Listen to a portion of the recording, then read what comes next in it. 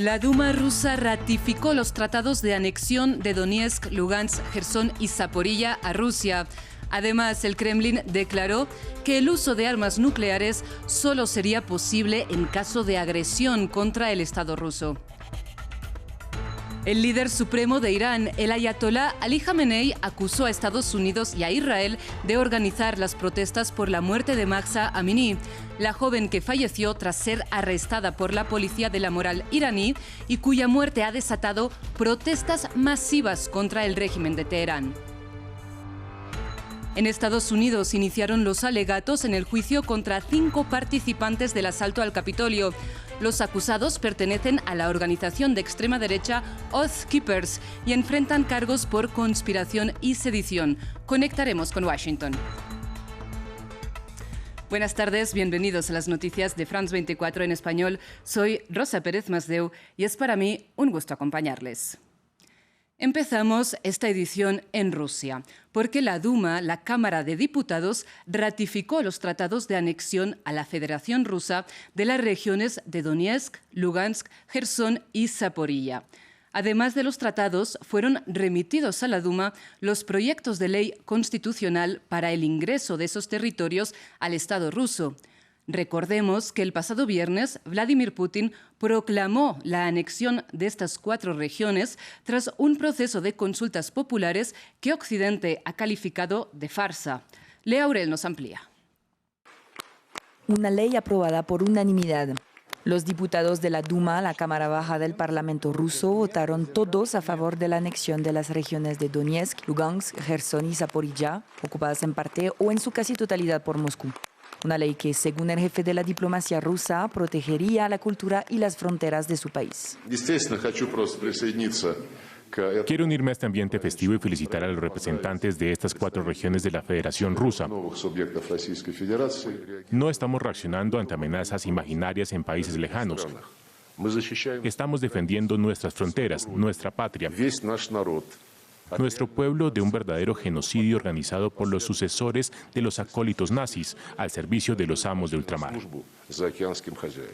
El ministro de Asuntos Exteriores acusó a Estados Unidos de haber, según sus palabras, sometido a Occidente y utilizar a Ucrania como un instrumento de guerra contra Moscú. Y es que la mayoría de las potencias occidentales sigue condenando la anexión de estas 4 regiones. La mascarade des référendums truqués menés dans certaines régions de l'Est de l'Ukraine. La farsa de los referendos amañados demuestra que Rusia se da cuenta de su fragilidad y busca dar un barniz democrático a sus ofensivas. No reconoceremos estos supuestos referendos ni la anexión ilegal de Vladimir Putin. Esto no es más que una provocación.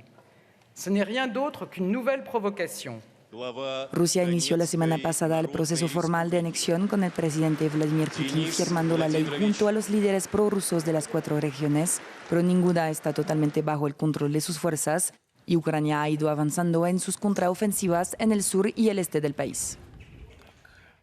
Cambiamos de información. El líder supremo de Irán, el ayatolá Ali Khamenei, se pronunció por primera vez respecto a la muerte de Mahsa Amini. Khamenei lamentó el incidente, pero acusó a Estados Unidos y a Israel de organizar las protestas desatadas por la muerte de la joven, que desde hace más de 2 semanas tienen lugar dentro y fuera de Irán. Con la ira creciendo en todo Irán, las protestas lideradas principalmente por mujeres no muestran signos de desaparecer. Estos universitarios están advirtiendo que saldrán a las calles cada día. La nación vive envuelta en protestas desde la muerte de la joven Mahsa Amini, de 22 años, fallecida en custodia policial el 16 de septiembre luego de ser arrestada por la policía de la moral. La razón, supuestamente llevar el velo demasiado suelto. Mientras las fuerzas del gobierno continúan la mortal represión, el líder supremo de Irán hizo una poco usual aparición pública este lunes. Ali Khamenei tildó de incidente amargo la muerte de la joven y culpó a fuerzas extranjeras de alentar las protestas. Digo claramente que estos disturbios e inseguridad fueron diseñados por los Estados Unidos y el ocupador y falso régimen sionista, así como por sus agentes a sueldo con ayuda de traidores iraníes en el extranjero.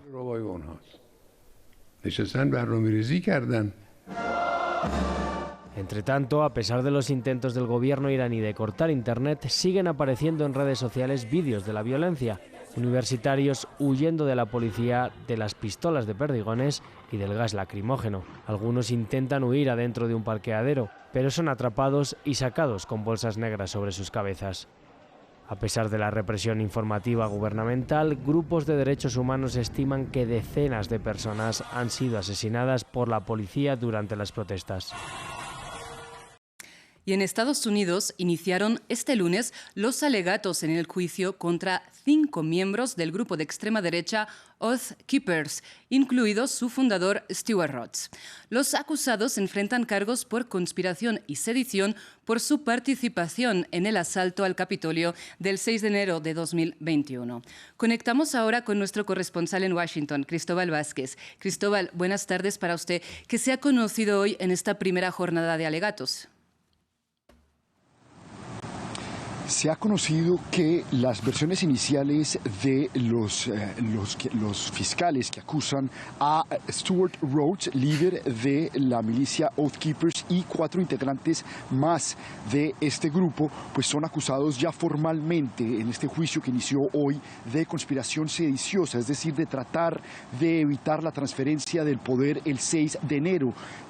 Dicen los fiscales que acusan a estos integrantes de la milicia que tienen pruebas suficientes que demuestran cómo durante semanas antes del 6 de enero estos integrantes se reunieron en Virginia, en Arlington, y reunieron a muchos integrantes más armados para tomar acciones militares ese día. Sin embargo, los abogados de los milicianos inculpados dicen que no son culpables, es decir, no aceptan los cargos, argumentando que estos milicianos estaban esperando una orden del expresidente Donald Trump de decretar acta de insurrección, y que entonces, bajo esta acta de insurrección, estos milicianos habrían podido actuar de forma privada, usando estrategia militar precisamente para que Donald Trump se quedase en el poder. Lo que dicen juristas expertos sobre el tema es que este argumento de estar esperando el acta de insurrección por parte de un presidente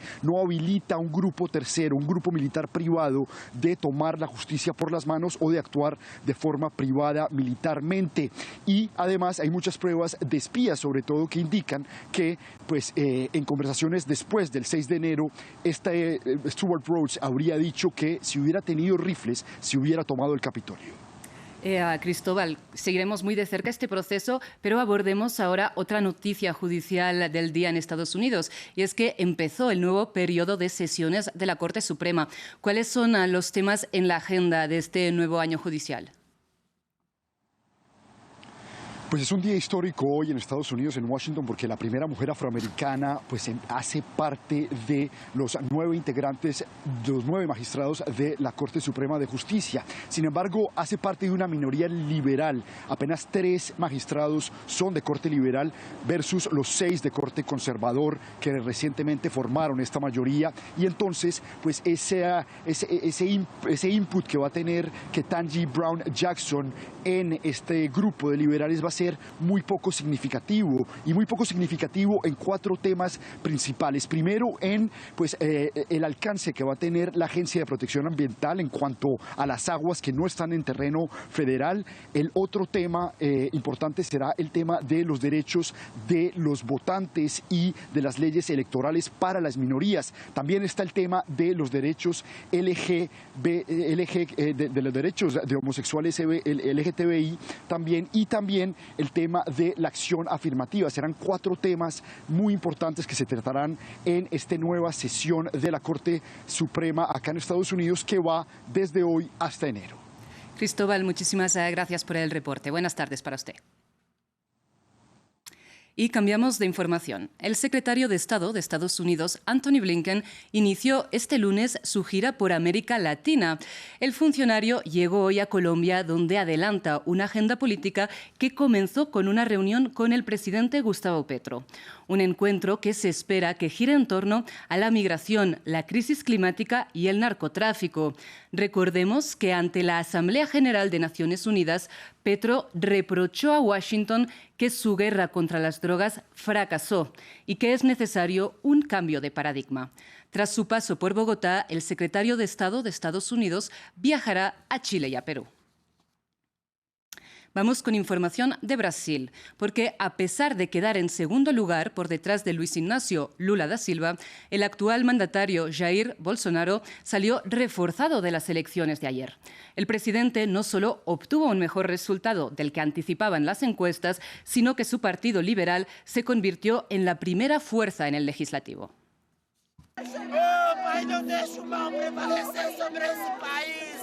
Mientras sus seguidores se encomendaban a Dios durante el recuento de votos, Jair Bolsonaro obtuvo el domingo, pese a su segundo puesto en la primera vuelta, una importante victoria. Por una parte, el presidente brasileño obtuvo unos resultados mejores de los que pronosticaban las encuestas en su carrera a la reelección. Pero su victoria legislativa fue otro de sus grandes alivios.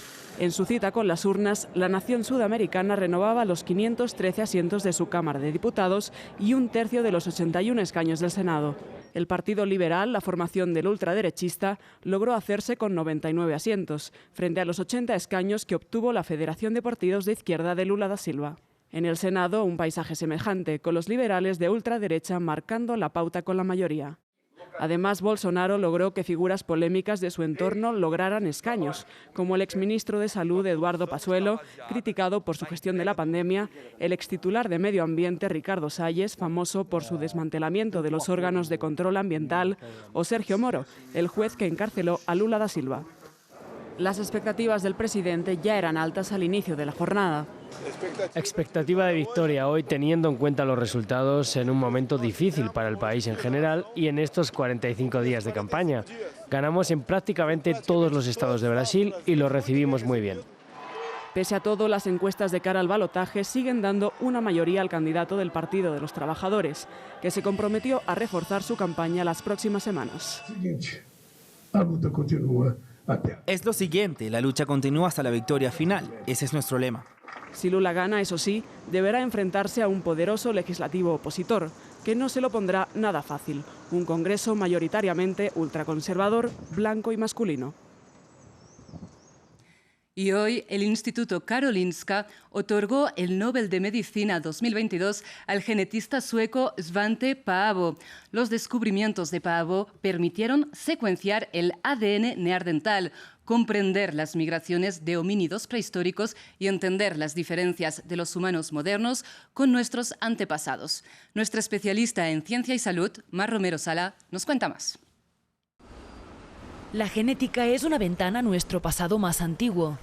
Y nadie lo sabe mejor que Svante Paavo, el científico sueco galardonado con el Premio Nobel de Medicina o Fisiología de 2022. The 2022 Nobel Prize in Physiology or Medicine to Svante Paavo. Una vida de investigación le ha valido el título de padre de una nueva disciplina, la paleogenética, el estudio del ADN de especies extintas.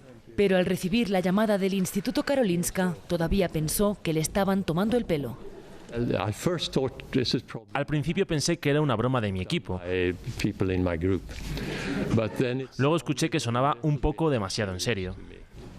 El científico desarrolló la primera técnica para secuenciar ADN de decenas de miles de años de antigüedad, algo que se creía imposible por el daño del paso del tiempo.